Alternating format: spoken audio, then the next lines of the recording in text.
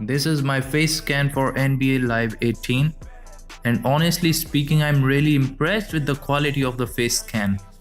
This guy looks exactly like me. I just need to put some hairs on that head. My hair color is brown and I have got a bit of spiky hairstyle. So this is the hairstyle that I have selected, and look, it looks perfect on that. Now I look exactly like this guy. I mean, this guy looks exactly like me. Yeah, let's just equip that hairstyle and I'm all done and set. I don't have any facial hair, so I don't need them. I'm done with this appearance thing. Let me just select my position and the play style. Oops, my bad.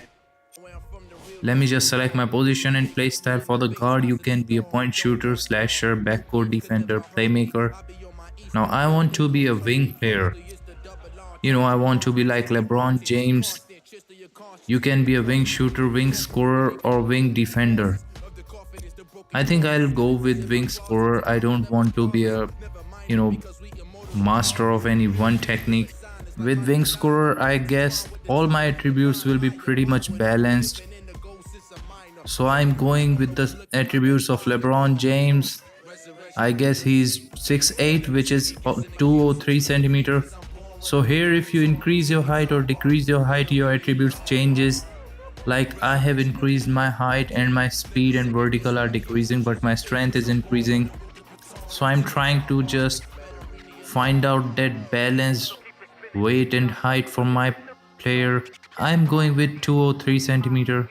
Again, now if I increase my weight, my speed decreases, my vertical decreases, but my strength increases. So I guess I'll go with like 96 or 97 kg, which is almost 220 pounds. This is the perfect combination for my player. I want to be like LeBron James, moving that ball, getting those assists, involving my teammates. I like that kind of gameplay. So I guess 203 centimeter height, which is 6'8", and 96 kg. Alright, 96 is just fine. This is the perfect combination, I guess. I'm going with it. Yes, name is done. So this is the player I'm going with. You can't change the playstyle, height and weight, but you can change the appearance, obviously. So this is it. I'm done with my player. Let's start this story. Like millions of other kids, you dreamed of one day being in the NBA. You wanted to be a star, and someday to rise above and become the greatest to ever play. You dreamed of being the one. But the road to stardom is never easy. There are obstacles, injuries, and disappointments. Adversity is universal. It can happen to anyone at any time.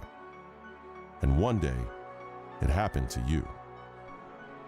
You went from being a guaranteed lottery pick to a kid who may never even play college ball again.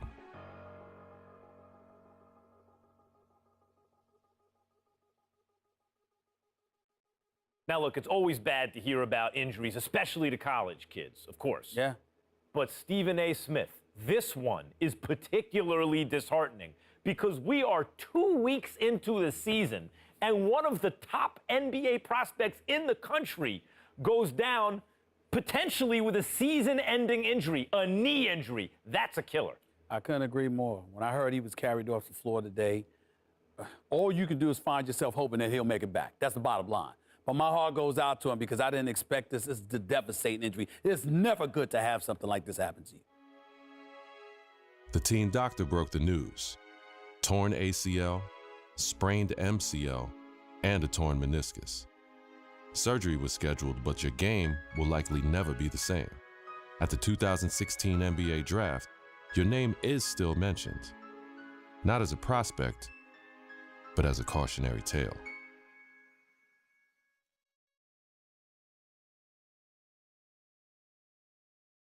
Now, there's another huge story in this year's draft. A record number of underclassmen, 30 of them, undrafted. And I hope anyway, that this is a lesson. This serves as an example to college players. I'm not talking about the ones who are genuinely one and dones, the guys you know are going to be lottery picks. I mean the rest of them. They're not sure shots. You're not sure they're going to be lottery picks.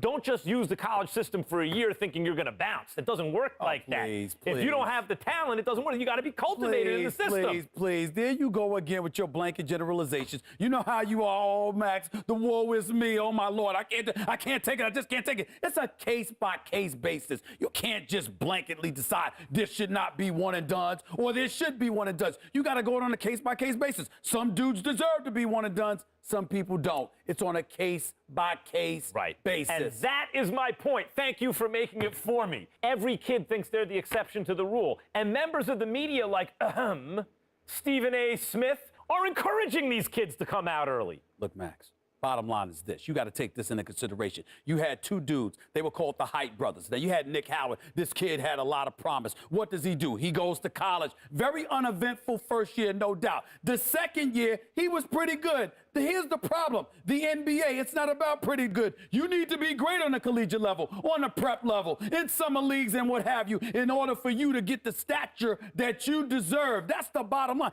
Pretty good ain't good enough to be that stud NBA. That's exactly my point.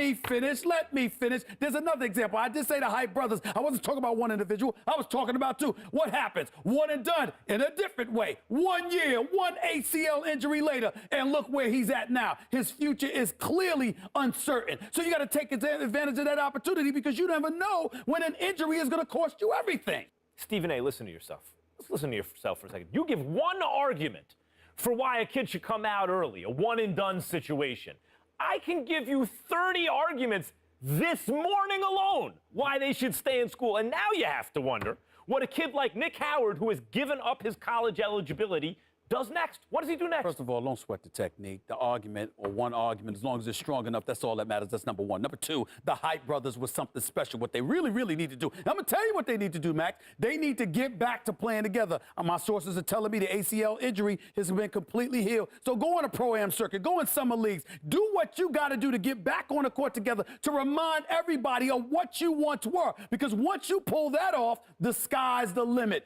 That's what they need to do. Get back to playing ball together, because when people see what you can do as one, the other arguments don't really matter. Like I said, don't sweat the technique. Yo, I'm creating a hype in the league. You see that Stephen A. Smith and Max Kellerman talking about me? And I like that Hype Brothers. I mean, it's like a dynamic duo in NBA 2K17, sorry. So it's just like that. And the other part, I guess this Nick Howard is the other part of this Hype Brothers. Let's talk with him. Let's chat with him. Did you catch Stephen A. Smith tonight? Yes, my phone is blowing up over it. That's what happens when you get called out on ESPN. Obviously, guy, that's because they know us. It's a thing to get hyped about. Yes, my knee is already, I don't care about what the coach says. My doctor says that I'm right, so I'm going with this response.